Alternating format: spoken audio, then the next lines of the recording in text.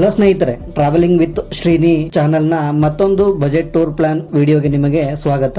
ಈ ದಿನ ನಾವು ಬೆಂಗಳೂರಿನಿಂದ ರಾಮನಾಥ ಸ್ವಾಮಿ ದೇವಾಲಯಕ್ಕೆ ಸಂಪೂರ್ಣ ಬಜೆಟ್ ಟೂರ್ ಪ್ಲಾನ್ ನೋಡೋಣ. ಅದಕ್ಕೂ ಮುಂಚೆ ರಾಮನಾಥ ಸ್ವಾಮಿ ದೇವಾಲಯದ ಬಗ್ಗೆ ಕಿರು ಪರಿಚಯ ನೋಡೋಣ. ಈ ರಾಮನಾಥ ಸ್ವಾಮಿ ದೇವಾಲಯವು ತಮಿಳುನಾಡಿನ ರಾಮನಾಥಪುರಂ ಜಿಲ್ಲೆಯಲ್ಲಿನ ರಾಮೇಶ್ವರ ಎಂಬ ದ್ವೀಪದಲ್ಲಿದೆ. ಇದು ದೇಶದಲ್ಲಿರುವ 9 ಜ್ಯೋತಿರ್ಲಿಂಗ ಶಿವ ದೇವಾಲಯಗಳಲ್ಲಿ ಒಂದಾಗಿದೆ ಮತ್ತು ದೇಶದ ಪ್ರಮುಖ ಚಾರ್ಧಾಮ್ಗಳಲ್ಲೂ ಒಂದಾಗಿದೆ. ಈ ಶಿವಲಿಂಗವನ್ನು ಲಂಕಾಧಿಪತಿ ರಾವಣನ ವಧೆಯಿಂದಾದ ಬ್ರಹ್ಮಹತ್ಯ ಪಾಪ ನಿವಾರಣೆಗೆಂದೇ ಸ್ವತಃ ಶ್ರೀರಾಮನೇ ನಿರ್ಮಿಸಿ ಪೂಜಿಸಿದನು ಎನ್ನಲಾಗುತ್ತದೆ. ಆದ್ದರಿಂದಲೇ ಈ ದೇವಾಲಯಕ್ಕೆ ರಾಮನಾಥೇಶ್ವರ ಎಂತಲೂ ಕರೆಯುತ್ತಾರೆ.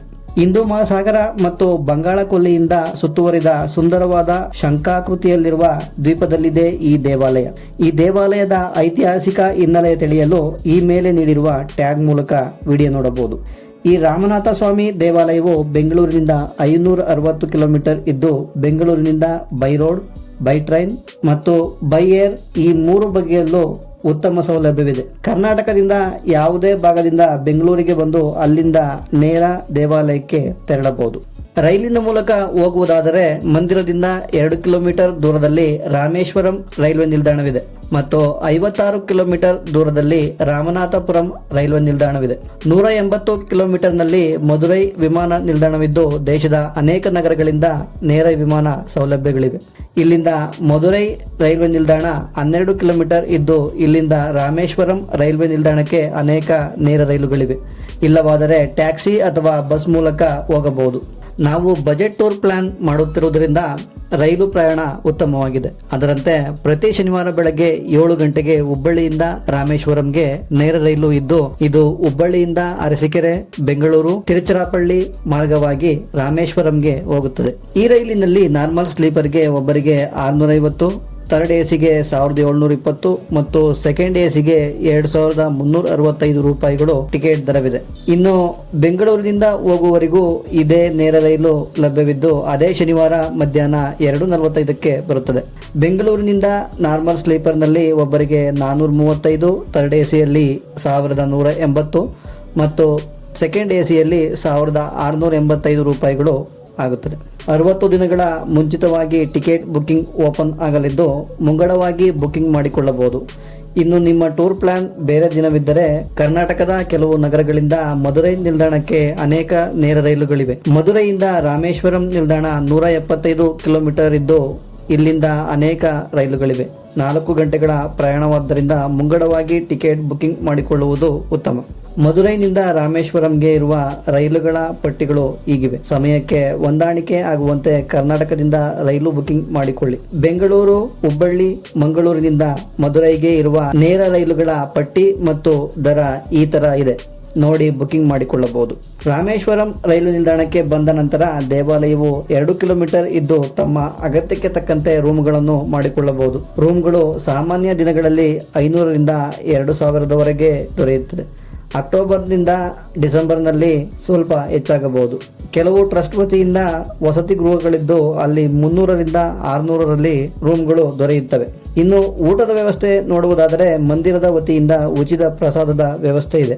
ದೇವಾಲಯದ ಸುತ್ತಮುತ್ತ ಅನೇಕ ಬಗೆಯ ಹೋಟೆಲ್ಗಳಿದ್ದು, ನಾನಾ ಬಗೆಯ ಸಸ್ಯಾಹಾರಿ ಉಪಹಾರಗಳು ದೊರೆಯುತ್ತದೆ. ಕರ್ನಾಟಕದಿಂದ ರಾಮೇಶ್ವರಂ ತಲುಪಲು 15ರಿಂದ 25 ಗಂಟೆಗಳು ಬೇಕಾಗಿರುವುದರಿಂದ ದೇವಾಲಯ ತಲುಪಲು 1 ದಿನದ ಅಗತ್ಯವಿದೆ.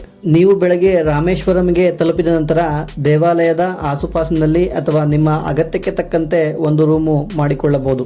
ಅಥವಾ ನೀವೇನಾದರೂ ಅದೇ ದಿನ ವಾಪಸ್ ಆಗುವುದಿದ್ದರೆ ಲಗೇಜ್ಗಳನ್ನು ಲಗೇಜ್ ಲಾಕರ್ಗಳಲ್ಲಿ ಇಟ್ಟು ಸಂಜೆ ಹೊರಡಬಹುದು.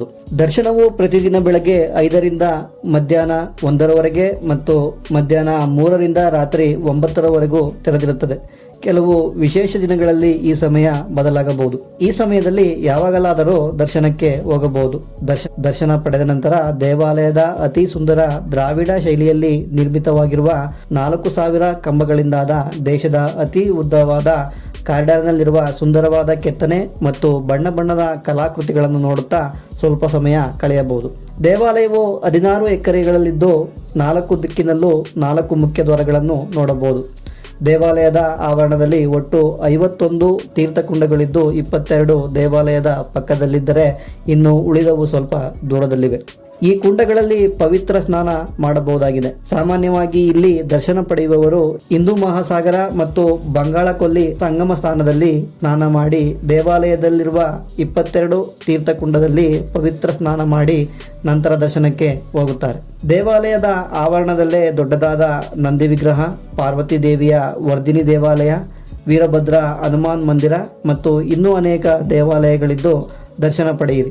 ಬೆಳಗ್ಗೆ ದೇವಾಲಯಕ್ಕೆ ಹೋಗಿ ದರ್ಶನ ಪಡೆದು ಎಲ್ಲಾ ದೇವಾಲಯಗಳನ್ನು ನೋಡಿ ಹೊರಬರುವಷ್ಟರಲ್ಲಿ ಮಧ್ಯಾಹ್ನವಾಗಿರುತ್ತದೆ. ಅಲ್ಲೇ ಹತ್ತಿರದಲ್ಲಿ ದೇವಾಲಯದ ವತಿಯಿಂದ ಸಿಗುವ ಉಚಿತ ಪ್ರಸಾದ ಪಡೆದು ಹತ್ತಿರವಿರುವ ಸ್ಥಳಗಳಾದ ಪಂಚಮುಖಿ ಹನುಮಂತ ಮಂದಿರ, ಇದು ದೇವಾಲಯದಿಂದ 2 ಕಿಲೋಮೀಟರ್ ದೂರದಲ್ಲಿದೆ. ಇನ್ನು ಧನುಷ್ಕೋಡಿ, ಇದು ದೇವಾಲಯದಿಂದ 20 ಕಿಲೋಮೀಟರ್ ದೂರದಲ್ಲಿದ್ದು ದೇವಾಲಯದ ಸಮೀಪದಿಂದ ಬಸ್ಗಳು ದೊರೆಯುತ್ತವೆ. ಒಬ್ಬರಿಗೆ ಒಂದು ಕಡೆಗೆ 30 ರು ತೆಗೆದುಕೊಳ್ಳುತ್ತಾರೆ. ಬಸ್ ಅಲ್ಲದೆ ಟ್ಯಾಕ್ಸಿ ಅಥವಾ ಆಟೋಗಳು ಕೂಡ ದೊರೆಯುತ್ತದೆ. ಇಲ್ಲಿಗೆ ಸಂಜೆ ಪ್ಲಾನ್ ಮಾಡಿಕೊಂಡರೆ ಸನ್ಸೆಟ್ ಕೂಡ ನೋಡಬಹುದು. ಅಲ್ಲೇ ಹತ್ತಿರದಲ್ಲಿ ರಾಮ ಸೇತುವೆಗೆ ಬಳಸಿದ ರಾಮಕಲ್ಲು ಇದ್ದು ನೀರಿನಲ್ಲಿ ನೀವೇ ತೇಲಿಸಬಹುದು. ಇನ್ನು ರಾಮೇಶ್ವರಂ ಲೈಟ್ ಹೌಸ್, ಇದು ದೇವಾಲಯದಿಂದ 4 ಕಿಲೋಮೀಟರ್ ದೂರದಲ್ಲಿದೆ. ಪಂಬನ್ ರೈಲ್ವೆ ಬ್ರಿಡ್ಜ್, ಇದು ಮಂದಿರದಿಂದ 16 ಕಿಲೋಮೀಟರ್ ದೂರದಲ್ಲಿದೆ. ಈ ಬ್ರಿಡ್ಜ್ ಅನ್ನು ನೀವು ಟ್ರೈನ್ ಅಥವಾ ಬೈ ರೋಡ್ ಮೂಲಕ ಬರುವಾಗ ಅಥವಾ ಹೋಗುವಾಗ ನೋಡಬಹುದು. ಇವುಗಳಲ್ಲದೆ ಸುತ್ತಮುತ್ತ ಅನೇಕ ಸ್ಥಳಗಳಿದ್ದು ಸಮಯವಿದ್ದರೆ ನೋಡಬಹುದು. ಇವೆಲ್ಲ ಸ್ಥಳಗಳನ್ನು ನೋಡುವಷ್ಟರಲ್ಲಿ ಸಂಜೆ ಆಗಿರುತ್ತದೆ. ನೀವೇನಾದರೂ ಹುಬ್ಬಳ್ಳಿಯಿಂದ ಬರುವ ನೇರ ರೈಲಿಗೆ ಬಂದಿದ್ದರೆ ಭಾನುವಾರ ಬೆಳಗ್ಗೆ ಬಂದಿರುತ್ತೀರ. ಅದೇ ದಿನ ಭಾನುವಾರ ಅದೇ ನೇರ ರೈಲು ರಾತ್ರಿ 9 ಗಂಟೆಗೆ ಇರುತ್ತದೆ. ನೀವೇನಾದರೂ ಬೇರೆ ದಿನ ಪ್ರಯಾಣ ಮಾಡುವುದಾದರೆ ಮದುರೈಗೆ ಹೋಗಿ ಅಲ್ಲಿಂದ ಹೋಗಬಹುದು. ರೈಲುಗಳ ವೇಳಾಪಟ್ಟಿ ಈ ತರ ಇದ್ದು ನಿಮ್ಮ ಅಗತ್ಯಕ್ಕೆ ತಕ್ಕಂತೆ ಮುಂಗಡ ಬುಕಿಂಗ್ ಮಾಡಿಕೊಳ್ಳಬಹುದು. ಈ ಟೂರ್ನ ಬಜೆಟ್ ನೋಡುವುದಾದರೆ ಕರ್ನಾಟಕದಿಂದ ನೇರ ರೈಲು ಹುಬ್ಬಳ್ಳಿಯಿಂದ ಇರುವುದರಿಂದ ಹುಬ್ಬಳ್ಳಿಯಿಂದಲೇ ಲೆಕ್ಕ ಮಾಡುವ. ಹುಬ್ಬಳ್ಳಿಯಿಂದ ರಾಮೇಶ್ವರಂಗೆ ನಾನ್ ಎಸಿ ಸ್ಲೀಪರ್ನಲ್ಲಿ ಒಬ್ಬರಿಗೆ 650. ಈ ನೇರ ರೈಲು ಬಿಟ್ಟು ಮದುರೈಗೆ ಹೋಗಿ ಅಲ್ಲಿಂದ ರಾಮೇಶ್ವರಂಗೆ ಹೋಗುವುದಾದರೆ ನಾನ್ ಎಸಿ ಸ್ಲೀಪರ್ನಲ್ಲಿ ಒಬ್ಬರಿಗೆ 430ರಿಂದ 590 ರು ಆಗುತ್ತದೆ. ಮದುರೈಗೆ ಕರ್ನಾಟಕದ ಮಂಗಳೂರು, ಹುಬ್ಬಳ್ಳಿ, ಬೆಂಗಳೂರಿನಿಂದ ನೇರ ರೈಲುಗಳಿವೆ. ಇನ್ನು ಈ ರೈಲು ಪ್ರಯಾಣ 15ರಿಂದ 24 ಗಂಟೆ ಇರುವುದರಿಂದ 2 ಟೈಮ್ ರೈಲಿನಲ್ಲಿ ಊಟ ಮತ್ತು ತಿಂಡಿ ವ್ಯವಸ್ಥೆಗೆ ಒಬ್ಬರಿಗೆ 150ರಿಂದ 200 ರು. ಎರಡನೇ ದಿನ ಬೆಳಗ್ಗೆ ರಾಮೇಶ್ವರಂಗೆ ತಲುಪಿದಾಗ ರೈಲ್ವೆ ಸ್ಟೇಷನ್ ನಿಂದ ಆಟೋಗೆ 30 ರು, ಉಳಿದುಕೊಳ್ಳಲು ನಾನ್ ಎಸಿ ರೂಮ್ಗೆ 600, ಬೆಳಗಿನ ಉಪಹಾರಕ್ಕೆ 50ರಿಂದ 100 ರು. ದರ್ಶನದ ನಂತರ ಮಧ್ಯಾಹ್ನದ ಊಟ ಪ್ರಸಾದಾಲಯದಲ್ಲಿ ಮಾಡಿಕೊಂಡು ದೇವಸ್ಥಾನದ ಸುತ್ತಮುತ್ತಲಿನ ಸ್ಥಳಗಳನ್ನು ನೋಡಲು ಮತ್ತು ಇನ್ನಿತರ ಖರ್ಚುಗಳಿಗೆ 400ರಿಂದ 500 ರು.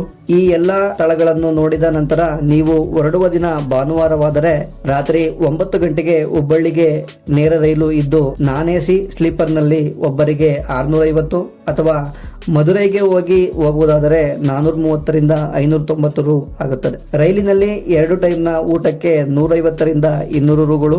ಕೆಲವು ವಿಶೇಷ ದಿನಗಳಲ್ಲಿ ಮತ್ತು ಸೀಸನ್ ಟೈಮ್ನಲ್ಲಿ ಈ ದರ ಸ್ವಲ್ಪ ಹೆಚ್ಚಾಗಬಹುದು ಅಥವಾ ತಮ್ಮ ಇತರ ಖರ್ಚುಗಳಿಂದ ಹೆಚ್ಚಾಗಬಹುದು.